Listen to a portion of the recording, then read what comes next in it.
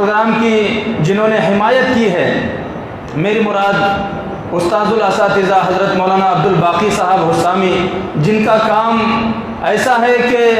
لوگ تو اپنے کام کو بولتے ہیں لیکن حضرت کا کام خود بولتا ہے کہ وہ کیا کرتے ہیں۔ ایسا ہے کہ اس وقت میں شہر بیڑ کے اندر میں 3 سے 4 ہزار طلبہ ان کے مکتب کے اندر میں پڑھتے ہیں، اور کئی ایک بچے ایسے ہیں جو ان کے مکتب سے حافظ قرآن بنے ہیں۔ دوسری بات تو یہ ہے کہ مکتب کے اندر میں بچے حافظ قرآن بنے ہی بنے، لیکن ابھی عالمیت کے درجات بھی ماشاءاللہ حضرت نے شروع کیے ہیں۔ میرے دوست مفتی افضل صاحب بھی اس کے اندر میں پڑھاتے ہیں۔ میں نے ان سے پوچھا کہ آپ ان کے مدرسے میں کون سی کلاس پڑھاتے ہیں، تو مفتی صاحب نے کہا کہ میں صوم چہارم تک کے گھنٹے پڑھاتا ہوں، یعنی آدھا عالم ان کے پاس میں بچہ بن رہا ہے۔ ایسی فکریں اور کوششیں خدمت خلق کے اعتبار سے بھی ان کا بڑا کام ہے۔ ہم چھوٹوں کے لیے ذروں کو آفتاب بنانے کا شکریہ میں کہوں، وہ یہاں پر تشریف لائے ہیں، تو میں حضرت مولانا عبد الباقی صاحب مدد اللہ العلی سے درخواست کرتا ہوں کہ وہ آئے اور اس پروگرام کی موضوع اور مناسبت سے جیسے بھی آپ مناسب سمجھتے ہیں ہمارے سامنے جو ہے تو پند و نصائح فرمائے۔ حضرت مولانا عبد الباقی صاحب حسامی مائک پر۔ بسم اللہ الرحمن الرحیم۔ بہت دیر سے میں بھی پروگرام سن رہا تھا، تو آنے سے پہلے کچھ باتیں ذہن میں آئی تھی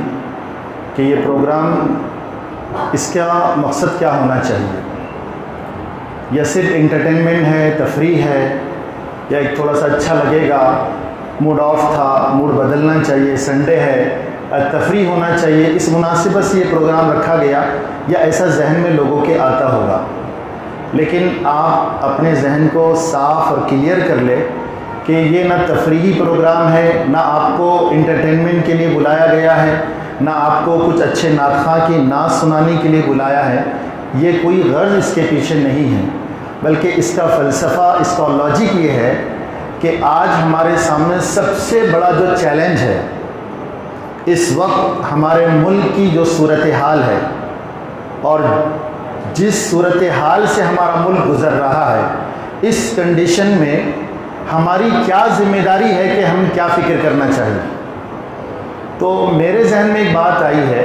کہ آج سب سے بڑا چیلنج ایک مسلمان کے لیے اپنے ایمان کی حفاظت، اپنے ایمان کی بقا ہے، سب سے بڑا چیلنج۔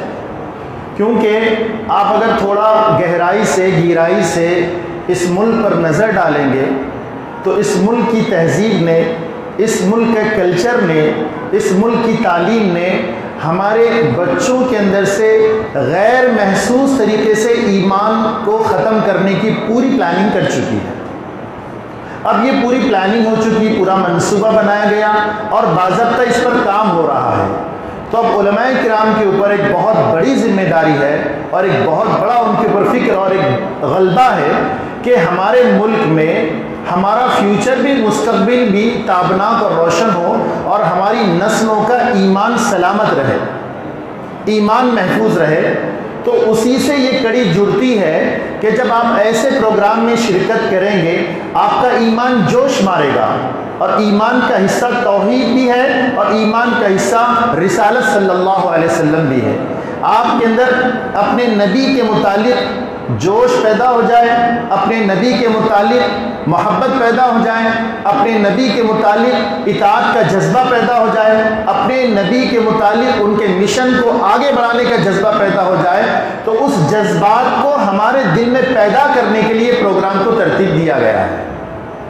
یہ اس کا فلسفہ ہے اور یہ اس کا ایم ہے کہ آج ماشاءاللہ جتنے بیٹھے ہوئے لوگ ہیں تو ان کے اندر اگر اس بات کا جذبہ پیدا ہو جائے کہ ہم اس پروگرام میں شرکت کیے ہیں، ساری تفریح ایک طرف، ساری خوشیاں ایک طرف، سارا تفریح کا الگ معاملہ، لیکن آج میرے اندر نبی سے محبت کا اضافہ ہوا ہے، اور نبی کی اطاعت کا جذبہ میرے اندر پیدا ہوا ہے، اور نبی کے اشاروں پر مرمٹنا میرا جذبہ بنا ہے۔ تو یہ جذبہ اگر ہمارا بنتا ہے تو یہی جذبہ ہمارے ایمان کی حفاظت کا ذریعہ بن سکتا ہے۔ تو یہ ایک وجہ ہے اس پروگرام کو مینیج کرنے کی، اور اس پروگرام کے ذریعے سے اگر یہ سبق مل جاتا ہے کہ ہم لوگ اپنے ایمان کے اعتبار سے فکر مند ہو جاتے ہیں اپنے ایمان کے بارے میں، اپنی نسلوں کے ایمان کے بارے میں، تو یہ اس ملک میں ایک بہت بڑا کام انجام دینے والے ہم بنے گی، کیونکہ یہ ہمارے لیے بڑا چیلنج ہے۔ کیونکہ آج مسلمان کے گھروں میں ایسے بچے جنم لے رہے ہیں، ایسے بچے پڑھ رہے ہیں جو اسلام سے بیزار نظر آ رہے ہیں، اسلام سے دور ہونا چاہتے ہیں، اسلام کے فلسفے کو ٹھکرا رہے ہیں، اسلام کی تہذیبوں کو نظر انداز کر رہے ہیں، اور اسلام کے سارے کلچر کو ٹھکرانے کی کوششیں کر رہے ہیں۔ آج ہم سب لوگ بیٹھے ہیں، لیکن آپ یہ سوچو کہ کبھی ہمارے ذہن میں ہمارے گھر میں شادی کا پروگرام نکلتا ہے تو کیا ہم بیٹھ کے آج جس طرح نبی کی محبت میں اشعار سن رہے ہیں اور جوش میں آتے ہیں اور بالکل ہوش کھو بیٹھتے ہیں اور نذران عقیدت لوگوں کے سامنے پیش کرتے ہیں، کیا ایسا ہی منظر ہمارا اس وقت ہوتا ہے کہ جب ہمارے گھر میں شادی کا منظر آتا ہے تو سب لوگ اکٹھے ہو کر اس بات کی کوشش کرتے ہیں کہ میرے گھر کا جو شادی کا نظام ہے وہ سنت نبی صلی اللہ علیہ وسلم کے مطابق ہونا چاہیے؟ وہاں تو تمام رسومات سامنے آ جاتے ہیں اور سنتوں کو بالائے طاق رکھ دیا جاتا ہے۔ یہ نبی سے عشق نہیں، جیسے کہا گیا ہمارے مہمان نے کہ یہاں سے آپ کو بدلنا ہے،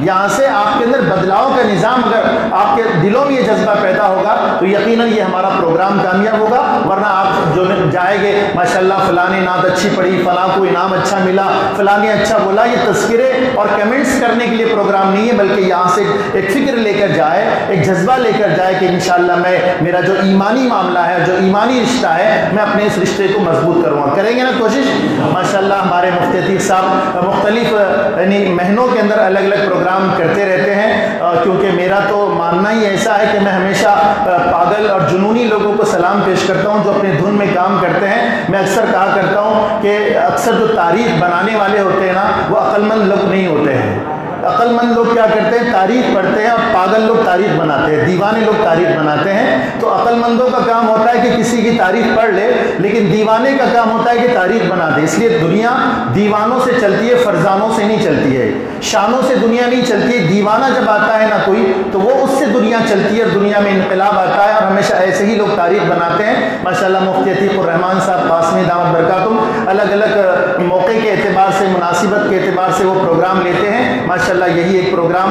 آپ اس کو صرف تفریحی پروگرام نہ سمجھے بلکہ ہمارے اندر ایمان کو جوش دلانے والا اور ایمان کے بارے میں سوچنے والا اور ایمان کی فکر کرنے والا ہمارا یہ پروگرام بنے۔ میں ماشاءاللہ مولانا کو ان کو مبارکباد پیش کرتا ہوں کہ انہوں نے بہت ہی مختصر وقت میں شارٹ بیٹ سویٹ ایک پروگرام سجایا ہے، اور ماشاءاللہ آپ نے یہاں پر آ کر ان کو بھرپور حوصلہ دیا ہے، ہمت دیا ہے، اور جتنے بھی نعت خواہ یہاں پر آئے ماشاءاللہ ایک ایک نعت خواہ بھاری تھا، اور ماشاءاللہ زبردست نعت خواہ یہاں پر جنہوں نے شان رسالت صلی اللہ علیہ وسلم نے اپنی محبت کا یعنی نذرانہ پیش کیا ہے۔ اللہ تعالیٰ ہر نعت پڑھنے والے کے دل کو ایمان سے بھر دے، اور رسالت صلی اللہ علیہ وسلم کے تعلق سے ان کے اندر جذبات کو بھر دے، اور دنیا نبی کے عشق سے معمور ہو جائے، اور نبی کی محبتوں میں لوگ واقعتاً ان کے فرما بردار بن جائے، ان کی اطاعت گزار بن جائے۔ یہ جذبات لوگوں کے اندر پیدا ہو جائیں گے تو انشاءاللہ یہ ہمارا پروگرام کامیاب ہوگا، اور یقیناً اللہ تبارک و تعالیٰ جہاں پر صلی اللہ علیہ وسلم کی شان میں گلہائے عقیدت پیش کیے جاتے ہوں، جہاں ان کی تعریف اور توثیق بیان کی جاتی ہو، تو یقیناً یہ باعث اجر بھی ہے، باعث ثواب بھی ہے، اور ہمارے ایمان میں اضافے کا سبب بھی بنے گا۔ اور ہمارے خصوصی جو مہمان یہاں پر تشریف فرما ہے، جس سے میری مراد مولانا تیمور صاحب ملی دامت برکاتہم، ماشاءاللہ یہ بہت اپنے جگہ پر بڑے کام انجام دے رہے ہیں۔ انہوں نے بھی اس پروگرام کو زینت بخشی اور آ کر یہاں پر چار چاند لگایا، اور خصوصیت کے ساتھ ہمارے علاقے مراٹھواڑہ پیٹھن کے رہنے والے مولانا عبدالرزاق صاحب ملی دامت برکاتہم، یہ بھی بڑے قابل شخص ہے۔ میرا تو ایسا ہی ہے کہ کوئی تسلسل سے نہ بیان باز ہے اپن نہ کوئی چیز ہے، لیکن لوگ محبت سے بلا دیتے ہیں تو چار باتیں لوگوں کے سامنے کر دیا ہوں، لیکن اصل جو مقرر ہوتا ہے، مقرر کا جو انداز ہوتا ہے، جو اسلوب ہوتا ہے، جو طریقہ ہوتا ہے، یہ لوگوں کے اندر موجود ہے۔ ایک ہم دیوانگی کے اندر چند باتیں کہہ دی آپ لوگوں کے سامنے، بلایا ہی تو تب کرنا ہی پڑا ہے۔ بولتے نا کہ تول میں تلے تو چیچی کرو کہ چوچو کرو کھائے جاؤ گے۔ ایک آدمی لائٹ کا کھمبا تھا اور وہاں پر جامن بیچ رہا تھا، جو جامن چل رہے ہیں نا مارکیٹ کے اندر، رائی جامن جو بولتے ہیں، تو وہ لائٹ کے کھمبے کے نیچے اجالا تھا اور بیٹھ کر وہاں پر تول بیچ رہا تھا۔ اب بیچ رہا تھا، لوگ آ رہے تھے، خرید رہے تھے، جا رہے تھے۔ اب وہاں پر لائٹ کی روشنی تھی، لائٹ کی روشنی کی وجہ سے بھونگا ہوتا ہے نا، بالکل جامن کی طرح ہوتا ہے، وہ بھی وہ ٹوکرے میں گر گیا۔ اب ٹوکرے میں گرنے کے بعد آیا کیا تھا، شریف آدمی بیچارہ، اس نے جامن لیا، جامن لینے کے بعد تول میں وہ بھی تل گیا ہے، اب یہ کھائے چلے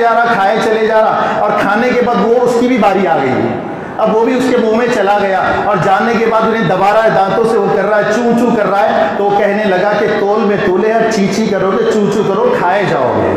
اب ہم کو بھی ایسا ہی موقع آیا کہ اب آئے ہیں تو کچھ بولو، تو کچھ بول دیا ہے، اب کیا کریں گے، بولنا تھا تو بول دیا آپ لوگوں کے سامنے، اپنا درد آپ لوگوں کے سامنے رکھ دیا ہوں۔ بس القصہ مختصر یہ ہے کہ ماشاءاللہ بڑا اچھا لگا، تھوڑے سے وقت کے لیے آیا لیکن تھوڑا اچھا لگا، ایمان میں حرارت پیدا ہو گئی، ایمان میں جوش پیدا ہو گیا۔ اب انشاءاللہ اب عزم کر کے، جیسے بتایا نا ہمارے مہمان نے کہ عزم کر کے جائے کہ کچھ بدلیں گے، تو آج ہمارے اس نعت کے پروگرام کے ذریعے سے ہم عزم کر کے جاؤ کہ انشاءاللہ زندگی بھر ہمارے نبی صلی اللہ علیہ وسلم کی اطاعت ہم کریں گے انشاءاللہ۔ ہر موڑ پر شادی کا موقع آیا، فرسٹ میں کیا رہے گا، نبی کی سنت، دعوت کوئی اور کام آ گیا، نبی کی سنت، کوئی کام کرنا ہے، نبی کی سنت کیا ہے بتاؤ، وہ عمل کریں گے۔ ہم لوگ شادی میں دعوت بڑے اہتمام سے دیتے تھے، مولانا صاحب آئیے، آپ کے لیے میں نے بہت اچھا انتظام کیا، آپ کے لیے گاڑی کا انتظام کیا، الگ آپ کے لیے انتظام کیا، آپ کچھ مت انتظام کرو، لیکن مولانا کے پاس جا کر پوچھو نبی کی سنتیں پورے بتائیے، آپ اس کے مطابق مجھے شادی کرنا ہے۔ بریانی والے کے پاس جا کے پوری لسٹ لے رہے ہیں، لیکن مولانا کے پاس جا کر دعوت نامہ دے رہے ہیں، لیکن کوئی آدمی آتا نہیں کہ لسٹ دیجیے سنت رسول اللہ کی کہ آپ نے اپنی بیٹیوں کا نکاح کیسے کیا ہے، مجھے ویسا کرنا ہے۔ تو یہ جذبات اگر ہمارے اس نعت کے پروگرام میں بنیں گے تو انشاءاللہ بڑا فائدہ ہوگا۔ اللہ تبارک و تعالی ہم تمام کو کہنے سننے سے زیادہ عمل کی توفیق عطا فرمائے۔